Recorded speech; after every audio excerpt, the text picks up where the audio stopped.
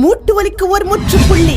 அறுவை சிகிச்சையே இல்லாத platelet rich plasma therapy சிகிச்சை, PRP சிகிச்சை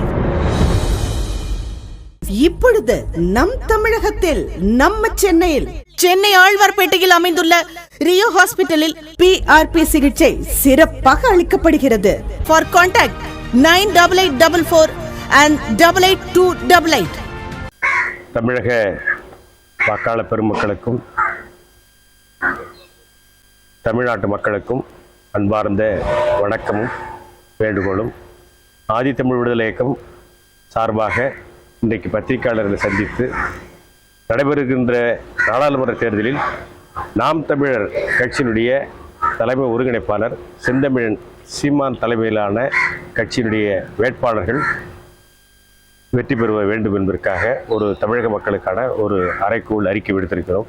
கடந்த 10 ஆண்டுகளாக திராவிட கட்சிகள் நடுவர் அரசியலை பங்கேற்ற பிறகு கூட அவர்கள் சொன்ன வாக்குறுதிகள் எதையுமே நிறைவேற்றாமல் மக்களை வஞ்சிக்கிற விதமாக, தொடர்ந்து ஏமாற்றுகிற விதமாக சொன்னதையே திரும்ப சொல்லி மக்களிடம் திரும்ப சொன்ன கோரிக்கைகளை இல்லை சொன்ன முழக்கங்களை, சொன்ன வாக்குறுதிகளை திரும்ப பேசி மக்களை ஏய்க்கிற விதமாக இருந்திருக்கிறார்கள். தமிழ்நாட்டின் உரிமைகளுக்காக நடுவர் அரசோடு சண்டை போட்டு அல்லது எதிர்த்து நின்று வாதாடி தமிழக உரிமைகளை பெற்றுத் தருவதற்கு தயாராக இல்லாத சூழ்நிலையில் கடந்த 50 ஆண்டுகால அரசியலில் தமிழ்நாடு திராவிட அரசியலில் சிக்கி தவித்துக் கொண்டிருக்கிறது. ஆக ஒரு தமிழர் தலைமையில் தமிழ்நாட்டில் ஒரு புதிய மாற்றம் வர வேண்டும்.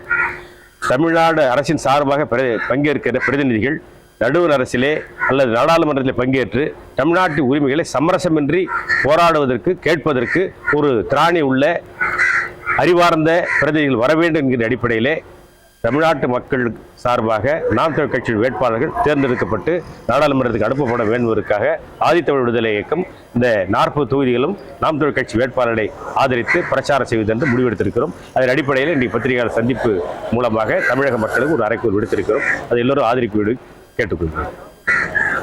களத்தில் இப்போ நிலவரம் எப்படி இருக்குன்னு, எப்படி போயிட்டு இருக்கு தேர்தல் பிரச்சாரம்? களத்தில் தமிழ்நாடு தேர்தல் களத்தை பொறுத்தவரையில் வெப்ப சூறாவளிக்கு அதிகமாக திராவிட அரசியல் தலைமையிலே ஒரு கூட்டணியும் 3 முக்கூட்டு ஒரு கூட்டணி தேர்தல் களத்தில் நிற்கிறார்கள். ஒரு பாராட்டக்கூடிய விஷயம் என்னவென்று சொன்னால், திமுக கூட்டணி இருக்கக்கூடிய திமுக தலைமையிலான கூட்டணி இருப்பவர்கள் எதிர்க்கட்சியினுடைய ஊழல்களை, கடந்த கால செயல்பாடுகளை அம்பலப்படுத்துகிறார்கள். அவர்கள் செயல்பாடாத தன்மை அம்பலப்படுத்துகிறார்கள், சுட்டிக்காட்டுகிறார்கள், குறைகளை சொல்கிறார்கள். அதே வேளையில் திராவிட முன்னேற்ற கழகத்தினுடைய கூட்டணியில் இருப்பவர்கள் என்ன செய்தார் என்பதை அண்ணா திராவிட முன்னேற்ற கழக கூட்டணியில் இருப்பவர்களும் பாரதிய ஜனதா கட்சி கூட்டணியில் இருப்பவர்களும் அம்பலப்படுத்துகிறார்கள். ஆக இவர்கள் தங்களுடைய தவறுகளை மக்கள் மத்தியிலே ஒருவருக்கு சொல்லி அம்பலப்பட்டு போகிறார்கள். நாம் கூட்டி கழித்து பார்த்தால் உண்மை என்னவென்று சொன்னால், இவர்கள் இந்த 3 கூட்டணியுமே உருப்படாத ஒரு கூட்டணியாக இருக்கிறது, மக்களை ஏய்த்து பிழைக்கிற கூட்டணியாக இருக்கிறது என்பது தெரிகிறது. அந்த வகையிலே நாம் தமிழ் கட்சி வளர்ந்து வருகின்ற தமிழக மக்கள் நலனை முன்னிறுத்தி வளர்ந்து வருகின்ற இந்த நாம் தமிழ் கட்சியையும் அதனுடைய தலைமை ஒருங்கிணைப்பாளர் செந்தமிழ் சீமானுடைய செயல்பாட்டையும் முடக்குகிற விதமாக இரு நடுவண் அரசும் மாநில அரசுகளும் சேர்ந்து கொண்டு பல்வேறு உத்திகளை, தந்திரிகளை, குயுக்திகளை அரங்கேற்றினார்கள். அத்தனையும் முறியடித்து இன்றைக்கு களத்திலே நாம் தமிழ் கட்சியினுடைய வேட்பாளர்கள் மிக சிறப்பாக களமாடி கொண்டிருக்கிறார்கள். இன்றைய நிலவரத்திலே கடைசி கட்டத்திலே இந்த தேர்தலுக்கான வாக்குக்கான பரிசு பொருட்கள் இல்லாமல் தேர்தலை சந்தித்தால் நாம் தமிழ் கட்சியுடைய வேட்பாளர்கள் 40 பேரும் நிச்சயமாக வென்று நாடாளுமன்றம் செல்வார்கள். தமிழக மக்களுடைய உரிமைகளை வென்றெடுத்து வருவார்கள் என்பது நான் கண்கூடாக பார்க்கிறேன். இப்போ இந்த எலெக்ஷனை பொறுத்த வரைக்கும் எத்தனை தொகுதிகளில் நாம் தமிழர் கட்சி வரும்ன்றது உங்களுடைய பார்வை? நம்முடைய இலக்கு 40 வெல்ல வேண்டும் என்பது இலக்கு. ஆனால் என்னுடைய கணிப்புப்படி குறைந்தது ஒரு 10 தொகுதிகளாவது வெல்வார்கள் என்பதற்கான வாய்ப்பு பார்க்கிறோம். அதுக்கு நான் உதாரணம் சொல்றேன்னா, இப்போ ஆளுங்கட்சியாக இருப்பவர்கள், அமைச்சர்கள், நாடாளுமன்ற உறுப்பினர்கள், சட்டமன்ற உறுப்பினர்கள் வாக்கு சேகரிக்க போகிற போது மக்கள் எதிர்க்கிறார்கள், நேரடியாக முகத்துக்கு நேராக விரட்டி அடிக்கிறாங்க, போக்கு பார்க்கிறோம். ஆக மக்கள் கேட்காத திட்டங்களும் கேட்காத சலுகைகளும் சலுகை என்ற பெயரிலே இவர்கள் கொடுத்து, மக்களை இலவசம் என்ற பெயரில் கொடுத்து மக்களை மடைமாற்ற பார்க்கிற, மக்களை மேலும் மேலும் கையேந்துவர்களாக இருக்கிறார்கள். இதை மக்கள் வெறுக்கிறார்கள். இலவசதி எங்களுக்கு தேவையில்லை, விலைவாசி குறைப்பு நீங்கள் நடவடிக்கை எடுங்கள், கடந்த தேர்தலில் என்னென்ன வாக்குறுதி சொன்னீங்களே அதை செய்யலையே, சொன்னீங்களே செய்தீங்களான்னு மக்கள் கேள்வி கேட்கிறாங்க. அந்த தடுமாற்றத்தில் அமைச்சர்களும் முதலமைச்சரும் தடுமாற்றல் தான் இருக்கிறாங்க. அதை நான் கண் கூட பார்க்கிறோம். நீங்க உதயநிதி பேசலாம் பார்த்தா தெரியும், தப்பா வளர்றாரு, செய்தி தப்பா சொல்றாரு, நாளை தப்பா சொல்றாரு. ஆக பதட்டத்தில் இருக்கிறாங்க, நல்லா தெரியுது. நாம் தமிழ் கட்சி அனைத்து கட்சிகளுக்கும் சவால் கொடுக்கிற வகையில களமாடுகிறார்கள். இப்ப நயினார் நாகேந்திரனுடைய அந்த இஷ்யூ நீங்க பார்த்திருப்பீங்க.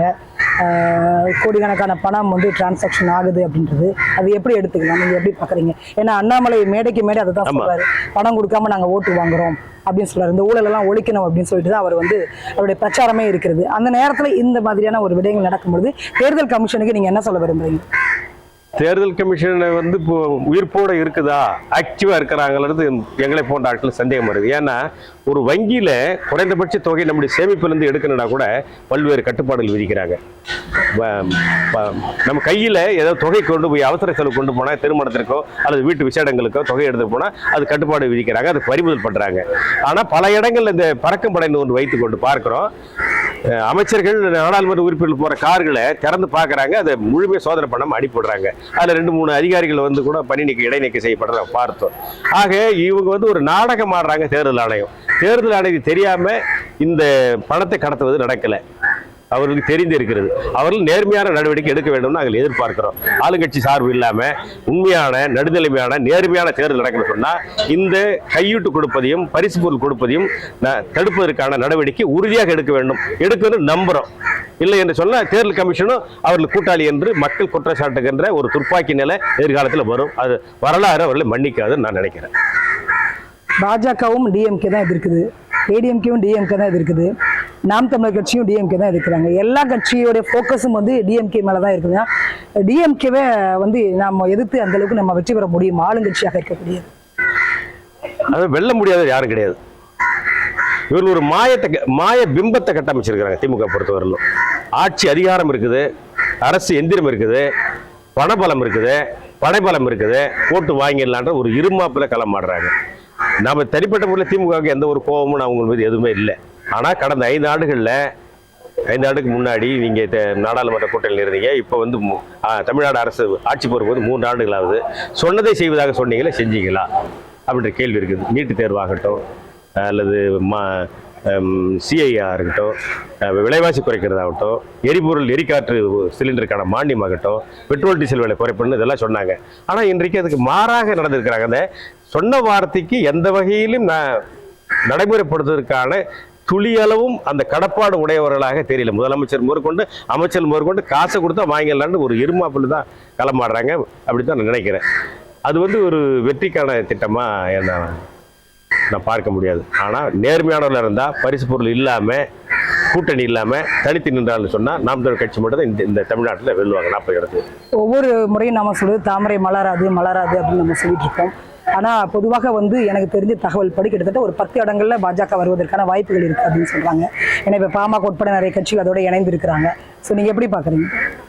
அப்படி பாரதிய ஜனதா கட்சி வெல்லுதுன்னு சொன்னால் தமிழ்நாட்டு மக்களுக்கு பிடித்த சாபக்கேடு தான் நினைக்கிறேன். அவர் வெல்வதற்கு காரணமாக யார் இருப்பார் சொன்னால் மக்கள் இருக்கிறார்கள் இல்லையோ இந்த 2 திராவிட கட்சிகளும் முதன்மையான காரணமாக இருப்பாங்க. ஐயா மருத்துவர் ராமதாஸ் அதுக்கு ஒரு காரணமாக இருப்பார். ஆனால் நாட்டு மக்களுக்கு ஒரு தீராத பழியை தீராத கலங்கத்தை சுமத்துறாங்க. அது வந்து மக்களுக்கு கலங்கம் இல்லை. இந்த பழியை அவர்கள் தலைமுறையை தாண்டி அந்த பழி அவர்கள் மீது தொடரும். நீங்க மருத்துவரையான்னு சொன்னோன்னே எனக்கு ஒரு சம்பவம் நினைவுல வருது. சாதி வாரி கணக்கெடுப்பு தொடர்ச்சியாக வலியுறுத்தில முக்கிய பங்கு வந்து மருத்துவர் ஐயா ராமதாஸ்க்கு உண்டு. ஸோ அப்படிப்பட்ட ஒரு மருத்துவர் ஐயா இன்னைக்கு வந்துட்டு பாஜக போய் இணைஞ்சிருக்காங்க அப்படின்னா இதை எப்படி நம்ம எடுத்துக்கிறது? சின்ன மருத்துவர் ஐயா அன்புமணி நடுவர் அமைச்சராக சுகாதாரத்துறை அமைச்சராக இருக்கும்போது மருத்துவக் கல்லூரிகள் அனுமதி வழங்குறதுல முறைகேடு செய்ததாக ஒரு வழக்கு பதிவு செய்து நிலுவையில் இருக்குது. அந்த வழக்குக்காக பயந்து கொண்டு தமிழக மக்கள் நலனை அடகு வைத்து விட்டார்கள் பாட்டாளி மக்கள் கட்சி என்று நான் நினைக்கிறேன். அது பாட்டாளி சொந்தங்கள் கூட இந்த தேர்தல் கூட்டணியை விரும்பவில்லை என்பது நம்ம களத்திலிருந்து வருகிற செய்திகள் நமக்கு தெளிவாக தொடரும் அப்படின்னு சொல்லியிருக்காங்க ஐயா. என்னங்க 2026 எங்களோட கூட்டணி வந்து தொடரும் அப்படின்னு அன்புமணி இந்த அடிக்கிற அடியில் எழுந்திருக்கிறாங்களா பார்ப்போம். அப்ப தொடருதா விழறாங்களா அப்புறம் பார்த்து. மக்களுக்கு வந்து பணம் கொடுத்துட்டு தான் இருப்பாங்க, வாங்கிட்டு தான் இருப்பாங்க. மக்களுடைய மனநிலை வந்து கடைசி நேரத்துல தான் மாறும். நம்ம வந்து அதை ஜட்ஜ் பண்ண முடியாது. ஸோ அப்படி ஒரு சூழ்நிலையில் வரும்பொழுது நாம் தமிழர் கட்சி எப்படி இருக்கும்? அதாவது இதுல மக்களை குறை சொல்லக்கூடாதுங்க. கடந்த 57 ஆண்டு காலம் வந்து தமிழ்நாட்டில் திராவிடம் பேசி தவறு வாங்குவதும் தவறு மக்கள் மீதும் தவறு இல்ல நான் அதை ஒத்துக்கவே மாட்டேன். மக்களை கையேறு நிலையில ஒரு பொட்டல சோத்துக்கும் 500 ரூபாய்க்கும் புடவைக்கும் சேலைக்கும் நிக்க வச்சது யாருடைய தவறு? 57 ஆண்டுகால திராவிட ஆட்சி நீங்க பண்ணிருக்கிறீங்க இல்லையா, அந்த மக்களை தன்னிறைவு பெற்ற மக்களாக கையேந்தாத நிலைமையில வைக்கலையே, அவங்களுடைய பொருளாதார நிலையை வாழ்க்கை தரத்தை உயர்த்தலையே. அதனால தானே ஒரு 500 ரூபாய் வச்சு ஒரு நாள் குடும்பம் கூட நடத்த முடியும், ஒரு நாள் கூட ஒரு குடும்ப செலவு பார்க்க முடியாது. அந்த 500 ரூபாய்க்கு அவன் கையேந்திரா சொன்னா அவருடைய வறுமை நிலையை வைத்திருக்க இந்த திராவிட கட்சிகள் விரும்பி இருக்கிறார்கள். பகட்டு அரசியல் பண்ணுகிறார்கள், பம்மாத்து அரசியல் பண்ணுகிறார்கள். மக்களை என்ன சொல்றது, நான் இதை செய்தேன்னு சொல்றதுக்கு அவங்களுக்கு சாதனைகள் எதுவுமே இல்லை. ரெண்டு பேருமே குறைகளை அவனை சொல்ற, இவர்கள் வந்து அவர்கள் குறை சொல்ல, அவர்கள் இவர்கள் குறை சொல்ல தவிர இதை நாங்கள் செய்வோம் சொல்றதுக்கு யாரும் இல்லை. இதான் யதார்த்தமான நிலைமையா இருக்குது. ஆக மக்கள் மீது குற்றம் இல்லை. இவர்கள் குற்றத்தை மறைப்பதற்கு காசை கொடுத்து மக்களை வாயால் அடிக்க பார்க்கறாங்க, வாக்கு வாங்க நினைக்கிறாங்க. ஆனால் இந்த தேர்தல் நிச்சயமாக அவர்களுக்கு பாடம் புகட்டும். நிறைய பேர் இதில் பாடம் படித்துக் கொள்வார்கள், தெளிவடைவார்கள். அரசியல் வேட்டை ஊடகத்தை பொறுத்தவரையில் தமிழ்நாட்டுடைய நீங்கள் ஒரு அங்கம்.